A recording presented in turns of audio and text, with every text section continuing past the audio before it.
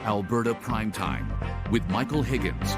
Welcome to Alberta Primetime. Ahead tonight, our politics panel on the build-up to an anticipated federal election call this weekend. But first, dealing with delinquents, with many counties and municipal districts collectively reporting more than $250 million in unpaid property taxes by oil and gas companies. The Smith government is promising a new complaints process and new consequences to address municipal demands for accountability measures. And joining us now, Westerlund, President of the Rural Municipalities of Alberta and a Brazeau County Councillor. Councillor Westerlund, good to see you. Welcome back. Well, thank you for having me. All right, hoping to touch on a handful of topics in the wake of your spring convention this week, but maybe let's start on dealing with delinquent oil and gas companies. What's at the heart of the promise the Premier made of a new complaints process?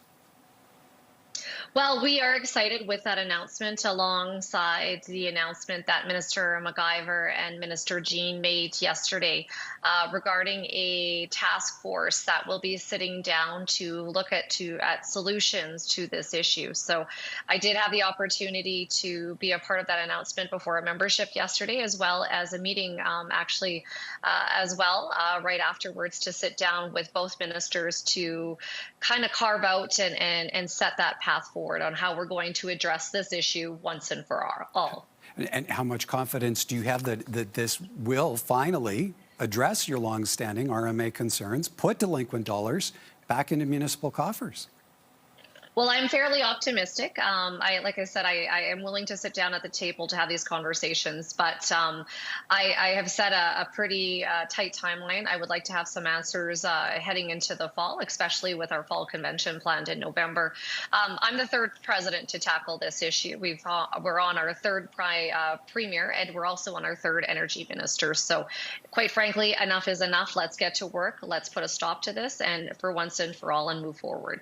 Okay, still on the topic of the oil patch, the Smith government indicating this week a plan is coming in April for the cleanup of abandoned and inactive wells. How much insight have you been given in that regard, or what are you expecting there? Well, again, we're going to stay cautiously optimistic with the announcement. I've been around in the municipal world for 15 years now, and the proof is in the pudding. And I like to see words rather than actions. So hopefully we can have a conversation in a few months, and some of this work is actually getting done, and we're making a move in the right direction. You've maybe seen some news coverage in recent days. A draft government report leaked to the media recently recommending public funding be used to clean up these wells. The Premier has since said public funding won't be needed. Where do you weigh in on that?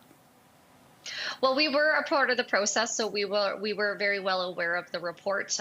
We had put a number of calls in asking for the official release of that report. But as you said it's already out. So we're still hoping to have that report officially released. The other issue that we have talked about with that report specifically is it was known as the mature asset strategy.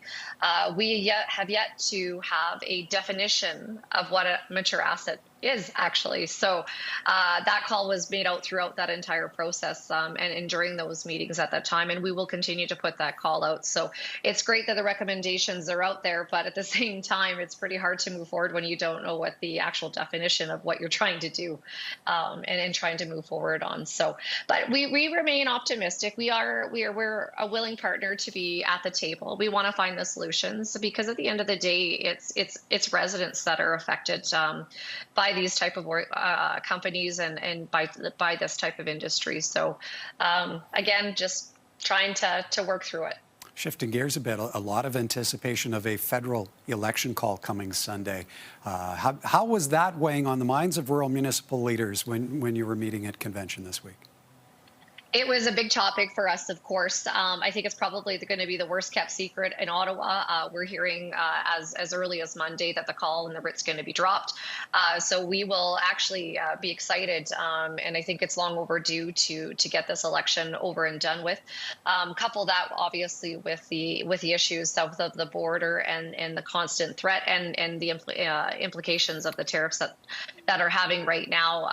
I think we're excited.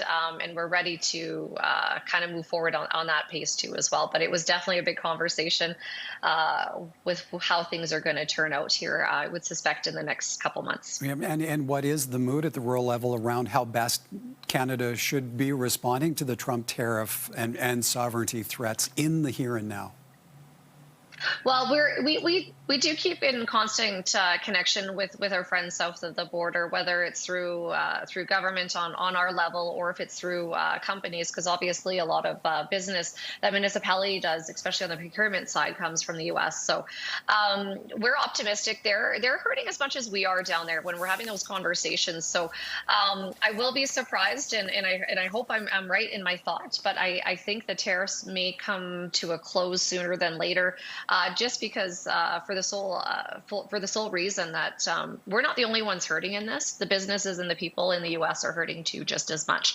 The other positive spin on this too has been it's opened up the door for interprovincial conversations. So it's interesting that we talk about the difficulties dealing with the South, but at the same time, it's shone a bright light on interprovincial trade and the barriers that exist there. So I think this is going to be a huge opportunity to sit down at the table and have meaningful conversation to remove those barriers too as well. Okay, we're almost out of time, but previously we've touched on the RMA efforts around your wildfire working group when you're last on. Now Alberta is more than 2 weeks into wildfire season. What level of confidence do municipalities have that the degree of readiness is there? Well, again, I seem to be using the same phrases over again. We're cautiously optimistic. I do know that we've dealt with a number of serious fires already this season, actually even right before officially wildfire season opened. I know the MD of Bighorn, which sits between Calgary and Banff, has already dealt with a number of substantial fires in that area. We had fires that continue to burn right through the winter up in the northern region, particularly in the Mackenzie County area. So like I said, we'll remain cautiously optimistic. I think the last couple of years has been very hard on municipalities. It's been very hard on our volunteer firefighters, and it's been extremely difficult for the boots on the ground. So the conversations are happening, the reports are out, recommendations have been made, and we look forward to working on them to make sure that we can learn from our past mistakes as we move forward. All right, we'll have to leave it there. Appreciate your time this evening, Councillor Westerlund. Thank you kindly. Thank you for having me. Kara Westerlund is president of the Rural Municipalities of Alberta.